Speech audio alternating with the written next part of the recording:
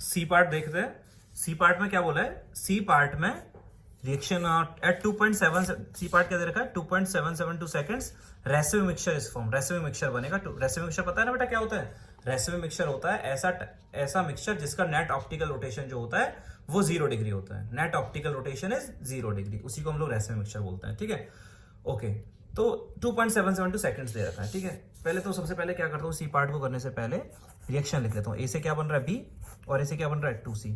तो K1 आ गया 10 minute inverse और K2 आ गया 5 मिनट इनवर्स। ठीक, हाँ जी,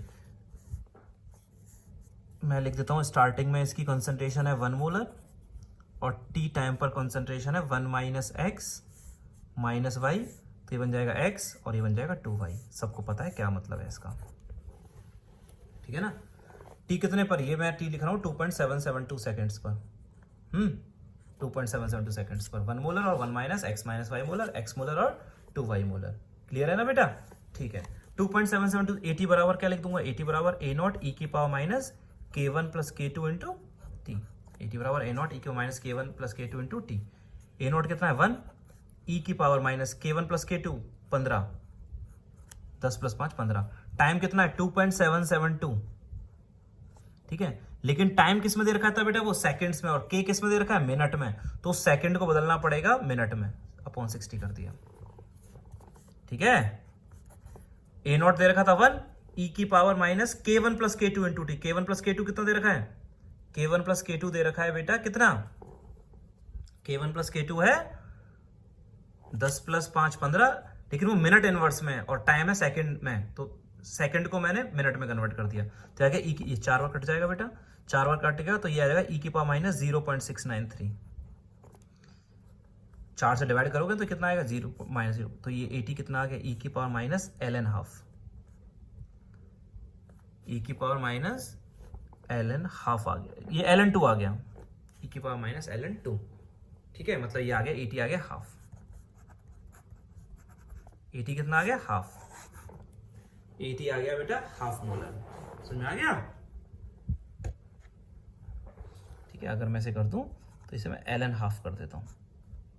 ई की पावर ln हाफ, तो हाफ मोलर आ गया। चलो ठीक है, तो इसका मतलब 2.772 सेकंड के बाद ये 1 मोलर से आधा मोलर हो गया, मतलब इसकी हाफ लाइफ आ गई। हाफ लाइफ कितनी हो गई है? 2.772 सेकंड। वैसे पूछी नहीं है लेकिन मैं लिख देता हूं तब भी।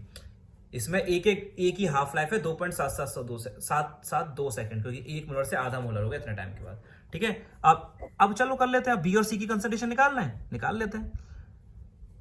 क्या लिखोगे? x upon 2y is equal to क्या? 1। बी की कंसंट्रेशन और सी की कंसंट्रेशन का रेशियो क्या आएगा? 1 ही तो आएगा, क्योंकि बी और सी की कंसंट्रेशन क्या आ रही थी? सेम आ रही थी, पिछले पार्ट में कर लिया था। तो x बराबर 2y, x बराबर 2y और x plus y is equal to कितना? x बराबर 2y और x plus y is equal to कितना? हाफ।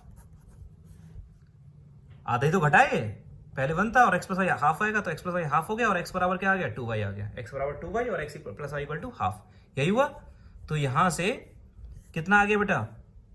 x की जगह 2y पुट करें तो 3y is equal to half, तो y इज इक्वल टू 1/6 और x इक्वल टू 1/3।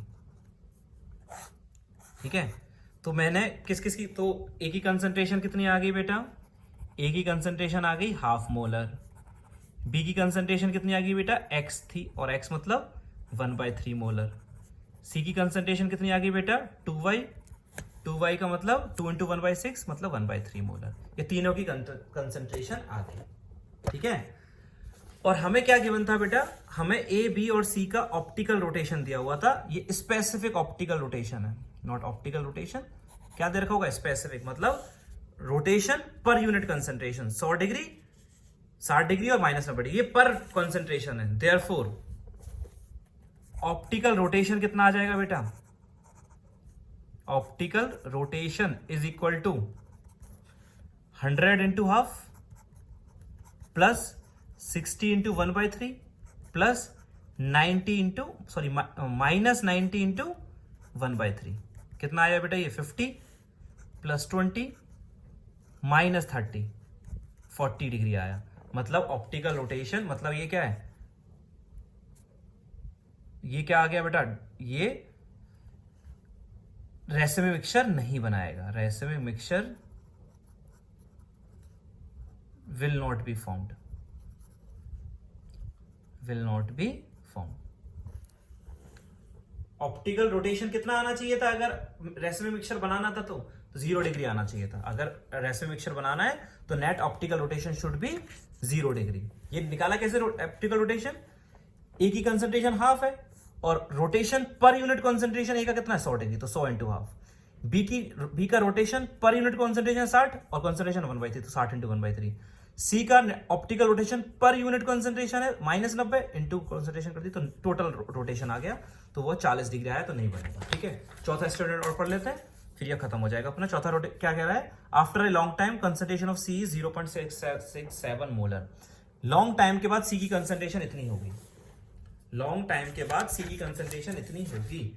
चेक कर लेते हैं यार, डी स्टेटमेंट भी मेरे को बार बार लिखना पड़ रहा है। ए बी और 2C, K1 10 minute inverse, K2 5 minute inverse, T is equal to 0 पे 1 molar, T is equal to infinity पे कितना हो जाएगा 1 माइनस एक्स माइनस वाई, ये x और ये 2y। पहली इक्वेशन x प्लस वाई किसके इक्वल हो जाएगा 1 के इक्वल, क्योंकि ये तो क्या हो जाएगा बेटा लगभग खत्म हो जाएगा, तो x प्लस वाई आ गया 1 के बराबर, और x अपॉन 2y किसके इक्वल होएगा 1 के इक्वल। ये तो पता ही है इन दोनों का, x upon 2y is equal to 10 upon K1 upon 2K2 same आएगा, है ना। तो यहाँ से x कितना आ गया बेटा 2y आ गया, तो इन दोनों से चेक क्या आ जाएगा 3y is equal to 1, y equal to कितना 1/3। Therefore concentration of C is equal to 2y is equal to 2/3, 2/3 is equal to मतलब 0.667 मोलर। ठीक है, तो C की कंसंट्रेशन आफ्टर इनफाइनाइट टाइम कितनी आ गई बेटा 0.667 मोलर। तो कौन कौन से ऑप्शन करेक्ट हो गए बेटा? ए करेक्ट हो गया, सी नहीं हुआ, ए हुआ है और डी करेक्ट हुआ है, तो आंसर ए और डी हो जाएंगे बेटा। ठीक है, सी करेक्ट था क्या? नहीं, सी करेक्ट नहीं था, ऑप्टिकल रेसिमी मिक्सचर नहीं बना था। ठीक है बेटा, थैंक यू।